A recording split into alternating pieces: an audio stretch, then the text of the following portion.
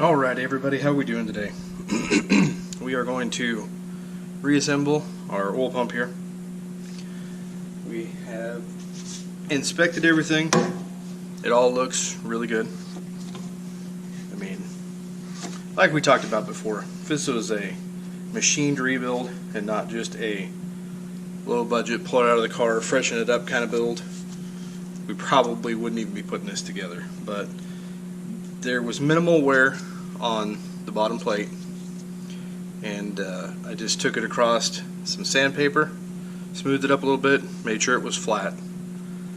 You know, it's got this little tiny low spot right there, but I mean, it's not gouged in there, it's not super deep, it's just really light right there. Sorry, hold that, there you go, you can kind of see that maybe. And I mean, typical wear, nothing major.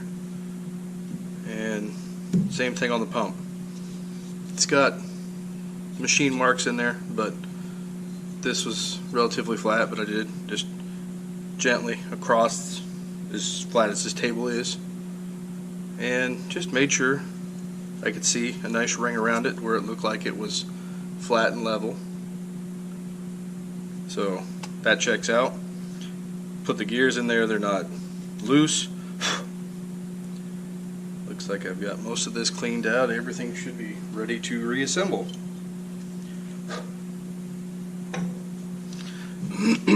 Now, and I did run across that surface there too, just to make sure it looked like it was relatively flat as well. So just like that, nice gentle. Don't have to get crazy with it. We're gonna put this thing back together. I got my torque specs here. Oil pump cover, and this might be upside down. You guys, I do apologize. 289 302. We've got 9 to 12 feet-pound. Of course, my smallest feet-pound only goes down to 20, so I'll have to multiply by 12 to get, I believe, 108 to 144 inch-pounds. We'll set it about 144 to torque that plate back on. And then the next one is to torque that tube on, which I believe is 12 to 15. So then we're starting at 144 and going up from there. I don't know why that one's torqued more than that one or that one, but you know, that's cool. We're just gonna follow the directions and reassemble. Now, for the most part, these things should be pretty clean. Already cleaned them up quite a bit, checked them out, made sure there was no serious burrs or any kind of deposit or anything still in it. Went through and we checked that out. Everything looks good. Doesn't look seriously worn or rusty. We got both of our gaskets ready, cover plate. Of course, there is no gasket on the cover plates. Cover plates are just face to face, just like so. There's just no gaskets. Got to keep those tolerances up so she'll pump oil. I am going to use the engine assembly lube that we got here. Just put a little light coating on a few pieces here and there as we put this thing back together. I do have my phone for some reference pictures on how it all looked when it came apart, though most of it should be pretty self-explanatory. I really don't think we have to worry about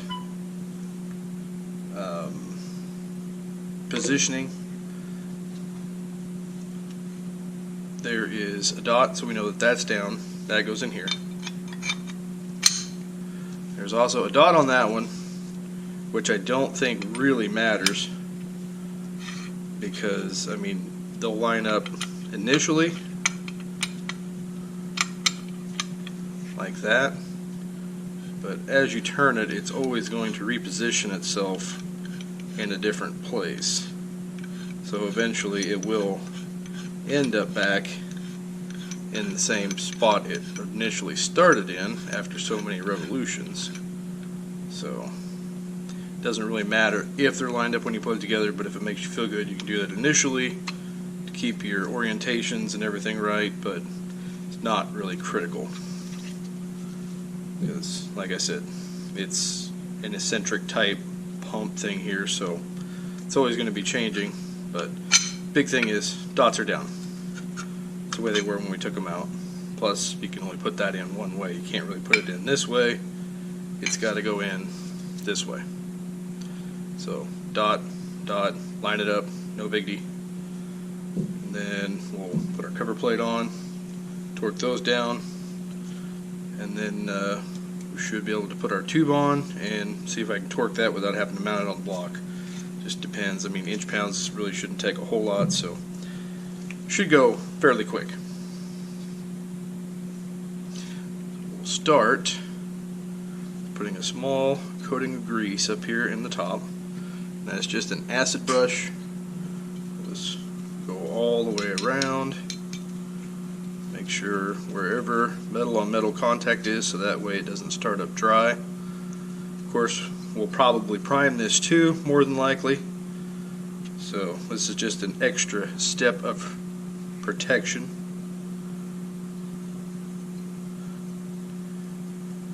A little extra insurance, we'll say, just to make sure it's got plenty of lubrication. It's not going to be trying to gull itself as we start it up. That should be pretty much all we need there. So we'll slip that one in. Perfect. Now I do need to put a little bit on here. I want to make sure it does get up into the hole until it gets fully submerged and lubricated.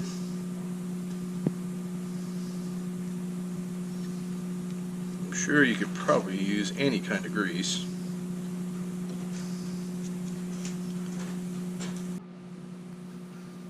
Okay. Continue adding a little grease. We'll put a little bit on the top side here.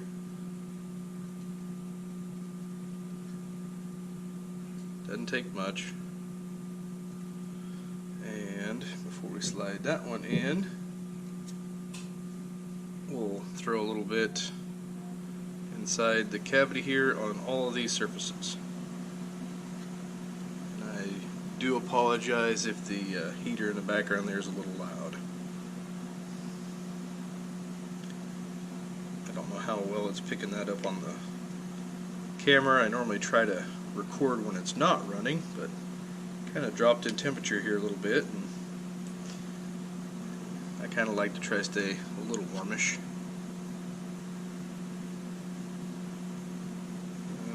Okay, so we've gotten all the way around the inside there. I don't know if it's picking it up on the camera very well. It might be a little too shiny, but all the way through the inside, metal to metal surfaces. That side, I mean, there's a little extra here. I already did that part, but you know, too much is not enough. So we are going to line up our dots, drop her in, and then I'm going to just kind of push this one out and just back in and out on that shaft there to make sure it's gotten coated. Looks good all the way around on the inside of that hole. Okay, now the next surface we need to do is just this bottom side where it's going to contact that plate. I don't think it's going to hurt anything when you tighten it down. It's probably going to squeeze it all out anyways, but we'll try not to get too much in between. Just a nice light little coat all around the edge.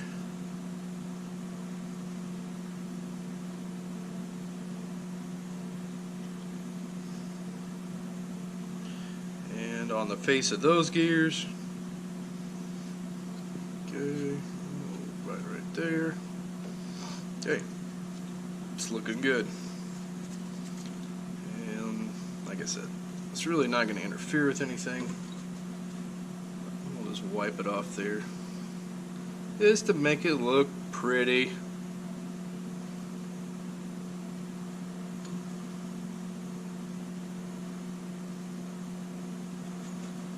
Okay, and I believe, according to my pictures, I think I had that plate facing this way. Give me just a moment here. I'm going to consult my pictures. And if you haven't watched enough videos about engine assembly and tearing things down, putting them back together, take lots of pictures. That is one thing, is definitely an advantage nowadays that we used to not have. I worked on an old flathead back in the late 2000s, before camera phones were a big thing with cell phones, and for the most part the only picture references I could take was with a Polaroid. And if you've been around Polaroids, you realize that that film is kind of expensive, and it was kind of on its way out, so it was hard to find. I've got several pictures of my project when I first started it. And yep, that looks right. This plate with this pump holding this way was bolted on just like this. Like I said, I'm not sure that that really makes a difference, but if that's the way it came apart, by golly, that's the way we'll put it back together. And there was no Loctite on these things, but I may just go ahead and put a small dab on each of those just for insurance. Can't say I've ever seen an oil pump come apart, but you know, there's always a first time for everything. This stuff is relatively inexpensive, as long as you can get it squeezed down at the end. I really don't think it's going to hurt anything, so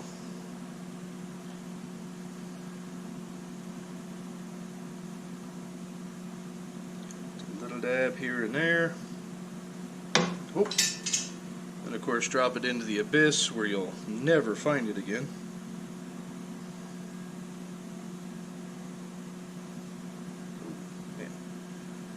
Carried away on that one. Okay, let's see where this landed. Oh, there we go.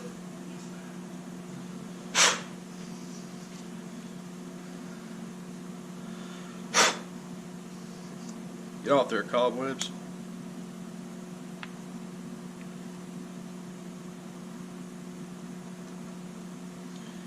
And we're good to go. Now,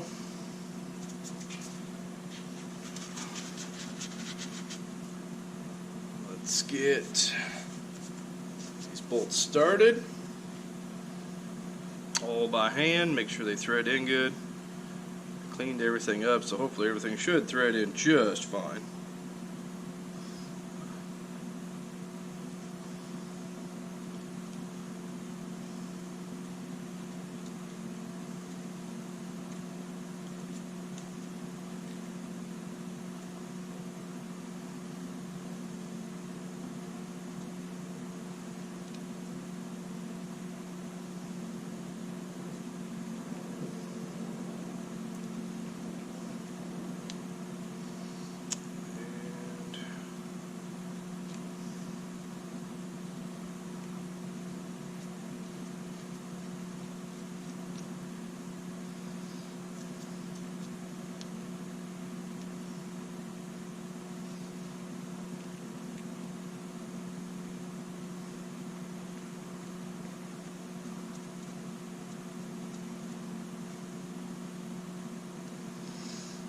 Alrighty.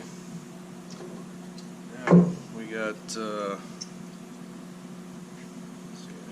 there's a little bit of wiggle in that plate. There, if we can kind of hopefully line it back up where it was.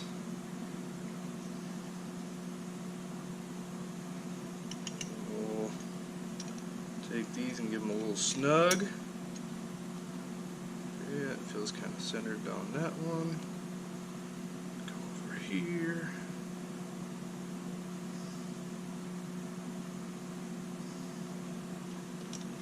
Kind of do the same thing. We'll get that one a little tighten. Kind of feels center-ish, so I think we're good there. A little snug. snug. And finish running these down real quick. Out and snug. And out and snug.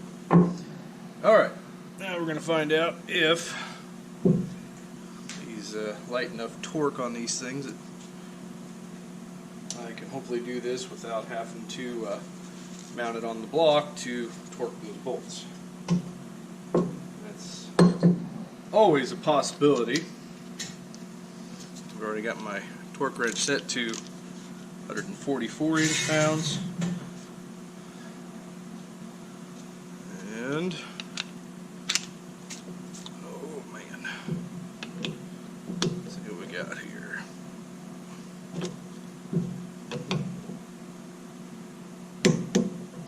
Alright, yep, that's not too bad at all.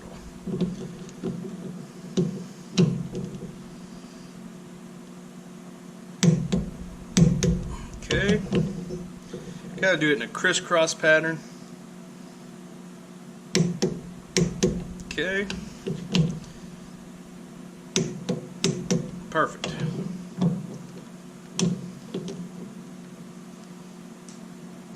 Recheck it, make sure everything stays. No change. Oh man.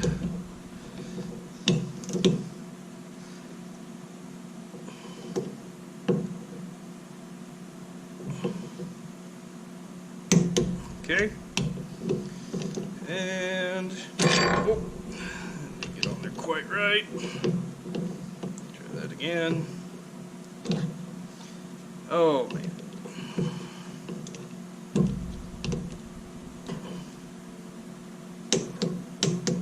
Perfect.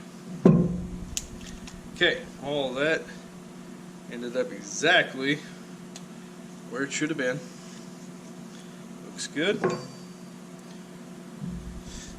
Let's see. Now, I believe we are ready to go ahead and put that on. I don't think we have to worry about putting that on last. But, well, you know, it's not that hard to put that on. We'll wait till we get all the rods and pistons in. We'll make sure everything's good there. For the most part, that's good to go. Got our two gaskets here ready to go. Got our oil pump drive shaft. Goes from here up to the bottom of the distributor. Gonna bolt this on last, and same thing. I don't think there's any seal or anything that goes in between here. Not that I could find any information on the book or anything. I think they're all just dry gaskets. Same thing with this one here to the block. It's just a dry gasket, so put it on, you bolt it on, you're good to go. So that was pretty straightforward. No big surprises there. Like I said, if you pulled one apart and it was severely gold or worn or really loose, obviously you're going to replace it. They're not really that expensive anyways. You'll probably better off just replacing it, but like in the trying to stay with an older tradition that a lot of people did before all these newer engines with tight tolerances and stuff like that. We're just doing very low budget rebuild. We're going to try to reuse as much as we can that we feel comfortable with, as long as everything checks out. And on top of that, when I sit there and hook up the drill to this thing to prime it, if for some reason I feel there is an issue with it, or if the oil pressure comes up really low right off the bat and doesn't want to build up very well, then it's not going to be a big deal to pull the pan back off and go ahead and replace it. So with that, we'll go ahead and end this one. Appreciate you all watching. Thanks.